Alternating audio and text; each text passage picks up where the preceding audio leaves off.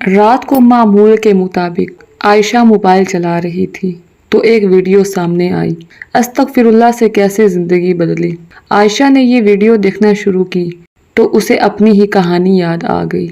आयशा की शादी को 7 साल हो चुके थे, मगर पिछले 2 साल से घर में एक अजीब सी खामोशी छाई हुई थी। छोटी छोटी बातों पर झगड़ा हो जाता, बातचीत कम हो गई थी और दोनों के दरमियान वो मोहब्बत और अपनायत जो पहले थी अब कहीं खो गई थी। और हालात ये थे कि बात तलाक तक पहुंच जाती।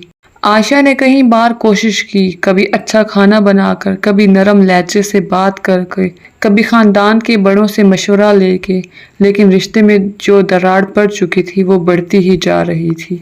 आयशा रात गए तक इसी सोच में डूबी रहती। कभी सोचती कि शायद कसूर इसका अपना है, कभी सोचती कि शायद हालात ही ऐसे हैं। इसने हर तरीका आजमा लिया था सिवाय एक चीज़ के।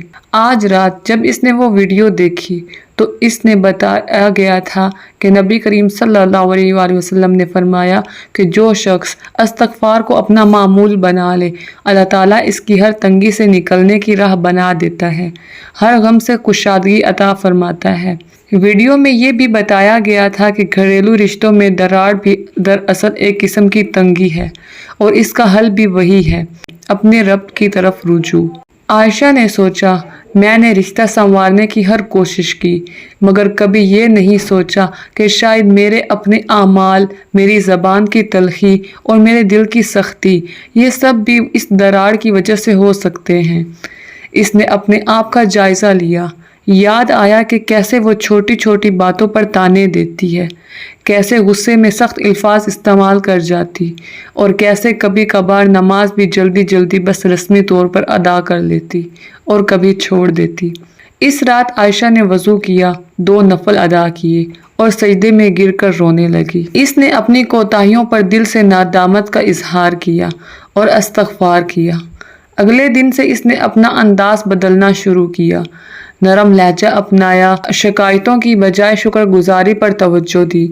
हर नमाज के बाद और फारिग वक्त में दिल से अस्तगफिरुल्लाह का विर्द जारी रखा। पहले चंद दिन कोई ख़ास फ़र्क महसूस ना हुआ। आयशा कभी मायूस भी हो जाती, लेकिन इसने इस्तग़फ़ार करना ना छोड़ा। इसे यकीन था कि अल्लाह की मदद का वक्त मुकर्रर है और सब्र ज़रूरी है। फिर आहिस्ता आहिस्ता घर की फ़िज़ा बदलने लगी। शोहर ने खुद कुछ दिनों बाद महसूस किया कि आयशा का रवैया बदल गया है और बगैर किसी वजह के वो भी नरम पड़ने लगा। एक शाम दोनों ने बैठकर आराम से बात की, जो महीनों से नहीं हुई थी, बल्कि शायद सालों से। आहिस्ता आहिस्ता वो खामोशी जो घर में छाई रहती थी ख़त्म होने लगी। हंसी मजाक दोबारा लौट आया और दोनों ने मिलकर घर के मसाइल पर बातचीत करना शुरू कर दी, जिसे पहले वो नज़रअंदाज कर दिया करते थे। कुछ महीनों बाद आयशा ने महसूस किया कि इसका घर अब पहले से ज़्यादा पुरसुकून है। रिश्ता ना सिर्फ बहाल हुआ बल्कि पहले से भी मजबूत हो गया। आयशा को यकीन हो चुका था कि ये महज इत्तफाक नहीं था, बल्कि इस इस्तग़फ़ार का नतीजा था जो इसने अपनी ज़िंदगी का हिस्सा बना लिया। प्यारे दोस्तों, ये कहानी हमें एक अहम सबक देती है। रिश्तों में दरार सिर्फ हालात या दूसरे फरीक की वजह से नहीं आती, बल्कि अक्सर हमारे अपने आमाल, हमारी ज़बान और हमारे दिल की कैफियत भी इसमें अहम किरदार अदा करते हैं। सूरह नूह में अल्लाह ताला ने इस्तग़फ़ार करने वालों के लिए कुशादगी, बरकत और रहमत का वादा फरमाया है और नबी करीम सल्लल्लाहु अलैहि वसल्लम ने हदीस में ये खुशखबरी दी कि इस्तग़फ़ार करने वाले की हर तंगी दूर कर दी जाती है, चाहे वो माली हो या जज्बाती, चाहे वो रिश्तों की हो या दिल की।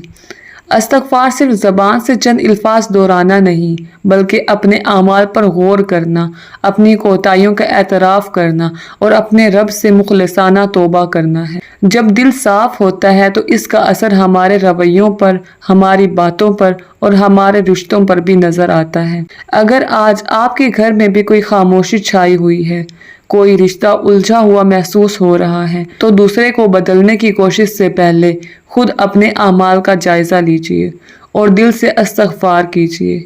शायद यही वो कुंजी है जिसकी आपको तलाश थी।